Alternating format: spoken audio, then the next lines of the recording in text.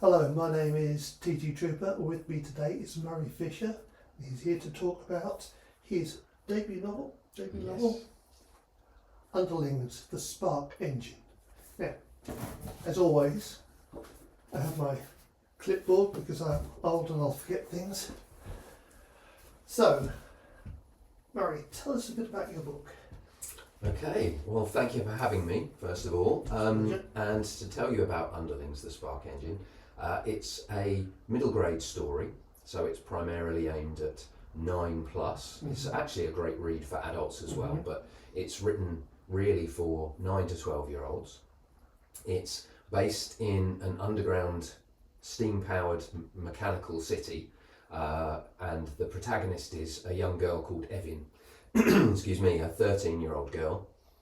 She's the lowest of the low in this city, and she's a miner living in the city, and she gets banned from the mines at the beginning of the story and realises that the city is falling apart. There's something wrong with it, and she has to figure out through a series of clues how to make her way from the bottom of the city up to the top, because the city is based in various levels, and the levels sort of indicate how wealthy the people are and how well they're doing in the society. And the city has been developed to rescue everyone from an unknown global disaster. We don't find out what that is, but her journey is not only a physical journey from the bottom of the city to the top, but also to try and understand why the ruler of the city, or their sort of shepherd, if you like, is not noticing that something's going wrong in the city. So there's a lot of mystery, there's a lot of adventure, and quite a bit of action. Okay, cool. Do you write spontaneously, or are you a planner or a pantser? I'm very much a planner. So alongside being an author, I'm a film producer as well. And from all the jobs that I've done in my life, I've always loved a spreadsheet. People who know me know that I like organising things, and the same is true with my writing. So I love to plan things out.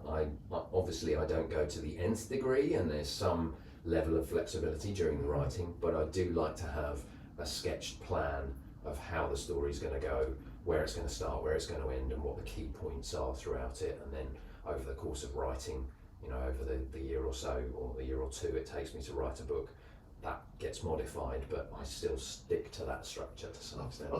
I am envious. I've tried to do that and I fail every time, because all of a sudden I'll go, oh, that could happen, which means I'm going to go back and change a whole load of other stuff. Right, yes. But that is just the way I write. And, sure. Yeah. Everyone's different. Is it a standalone book, or will there be more adventures for Ellen?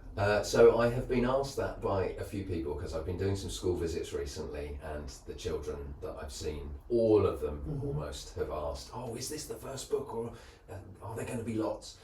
I am halfway through writing a second book. Depending on how well this book does, will partially govern whether the second one emerges. But in my mind, I have potentially these two books planned, but because this first book, Underlings, the Spark Engine, you may be able to tell from the story that the Spark Engine is kind of the subtitle of it. Potentially there could be more Underlings stories, and they don't necessarily need to exist in the underground city where this story happens. I don't want to give any spoilers, but it might be that there's a wider world out there that maybe the characters might explore. Whenever there's a subtitle, there's always an indication that there could be more. A little hook in. Yes.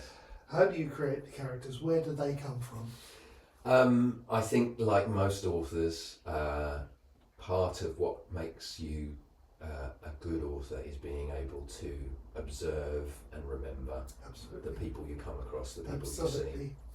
So really creating characters for me is partially my imagination and partially taking little bits that I remember of people I've come across.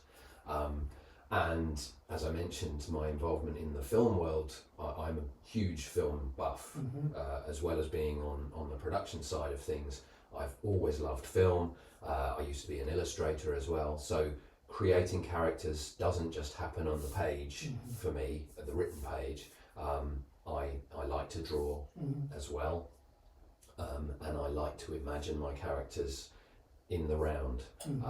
So yeah, it's really a case of taking numerous sources of inspiration and piecing together characters in that way, and trying to ensure that across an entire novel that I have a range of different characters. Yeah, you have to. So yeah, with Underlings, I've tried to make sure that I have a fairly diverse cast of characters in there who have various physical and physiological and mental types, as well as different races and different abilities and all that kind of stuff. It's just a natural part of developing character now, I think. So yeah. So, as a male writer, why did you choose a female protagonist? Because I'm writing for the age group that I'm writing for, in the 9 to 12 category, in the middle grade category, I feel personally that it's important to have strong female protagonists.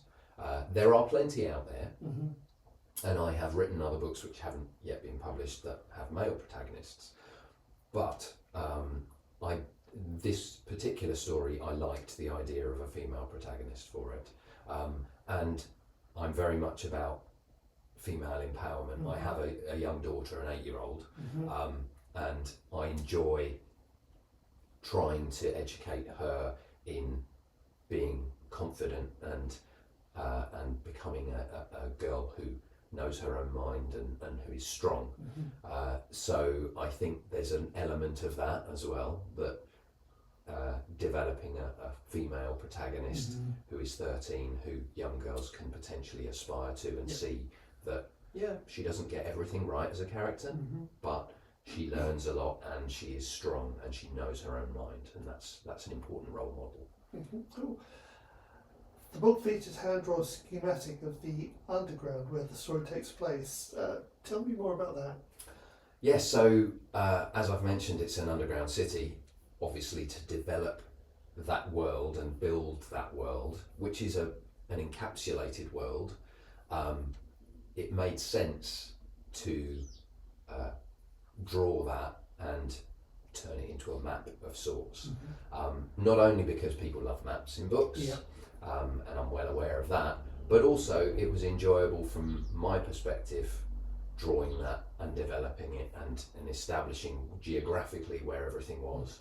And as I mentioned, my prior work as an illustrator meant that I wasn't having to just scribble stuff on a page and then hand it to someone else. I could completely take control of that whole process and develop that map myself. So it was useful for my purposes, but it's also a great addition to the book. In the early pages of the book, one of the first things is that map.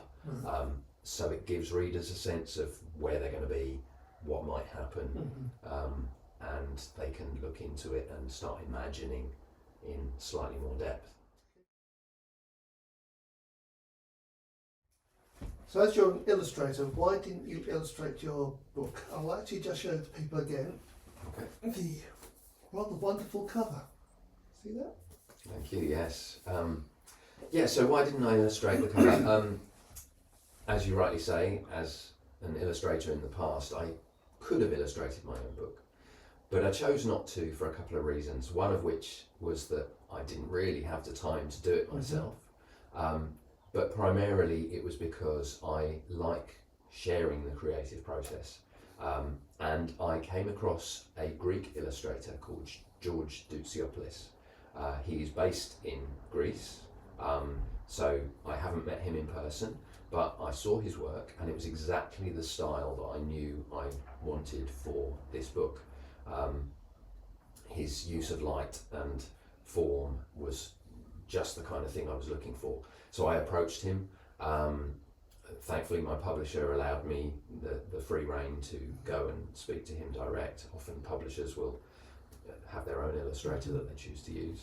But I was allowed to manage that relationship, and as I say, sharing that creative process was very exciting for me, seeing what someone else would come up with for my characters. I gave him quite a clear brief because I've been on the other side of that process, but I wanted to give him a clear but still fairly creative brief to work with. And what he's come up with is absolutely wonderful. I've had lots of good comments about the cover, and I'm quite a strong advocate of having clear characters on the front of, especially children's books. There was a movement for a while of silhouettes of figures, I think with the intention that children could then imagine their own characters in there. But I'm more from the school of show children what the primary character or characters are, so that they're straight into the action.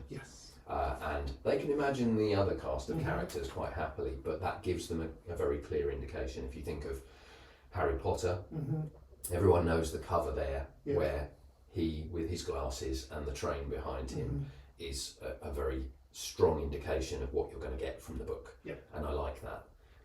So yes, I chose George because I love his style, I love his work, and I don't think I could have got close to what he's been capable of. So. That's fair enough, fair enough. So your book is set in the distant past but has machines. What's the motivation behind that? Yeah, that's an interesting one actually. So as I mentioned at the beginning of the interview, the city called Lode, where everything happens, is a machine-powered underground city. The reason I decided to set it in the past is because the concept of there having been a civilization before ours, or maybe many civilizations before the ones that we know, and that history in some way has been lost over that process, that intrigued me. It's been used before. If you think of Star Wars, happened a long time ago in a galaxy far, far away.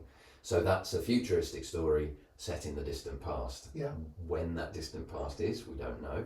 And the same is true of my story.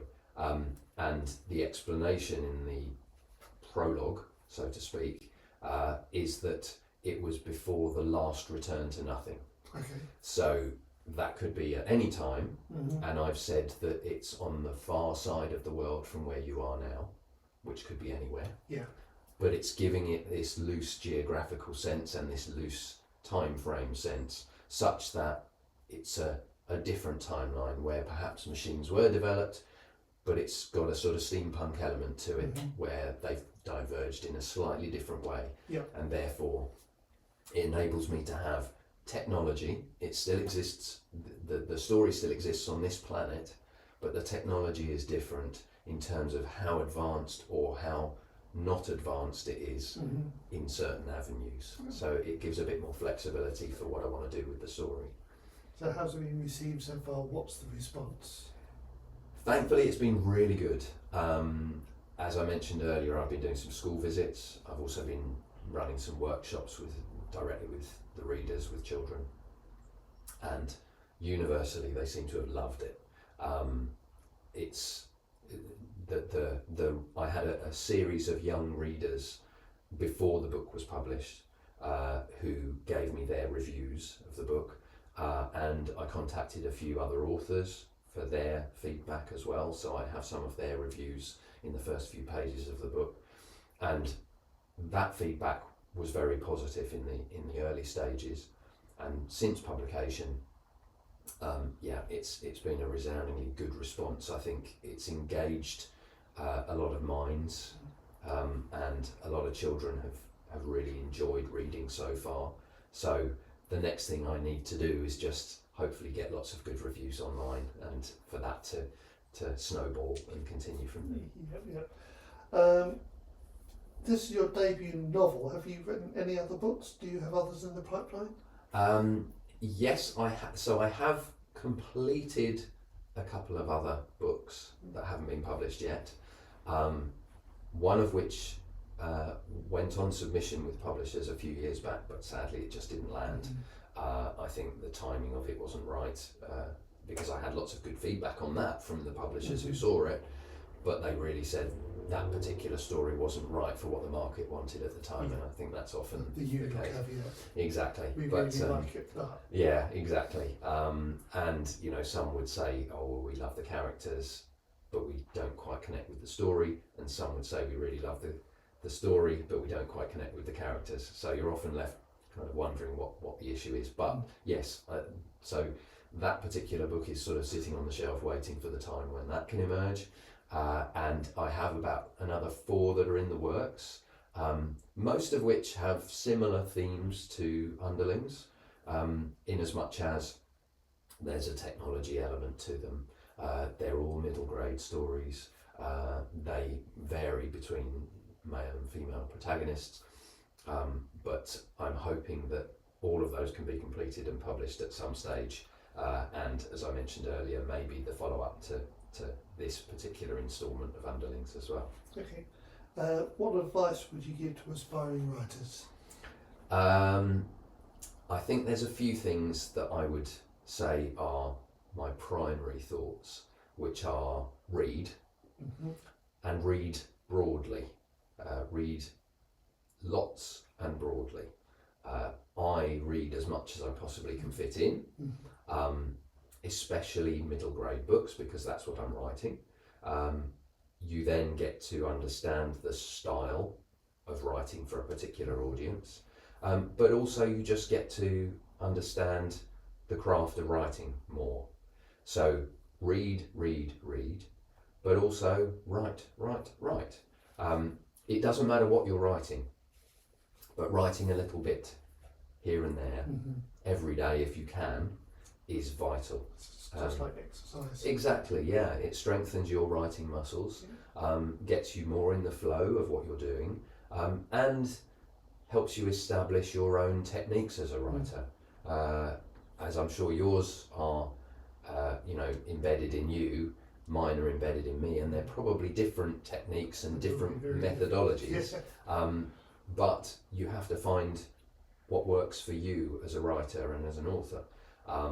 So that would be my chief advice, and then if there were anything else that I would suggest is think of it as a pastime and a hobby and an enjoyment. You need to really love what you're doing, because most authors who are out there in the world aren't J.K. Rowling. They're not making lots of money.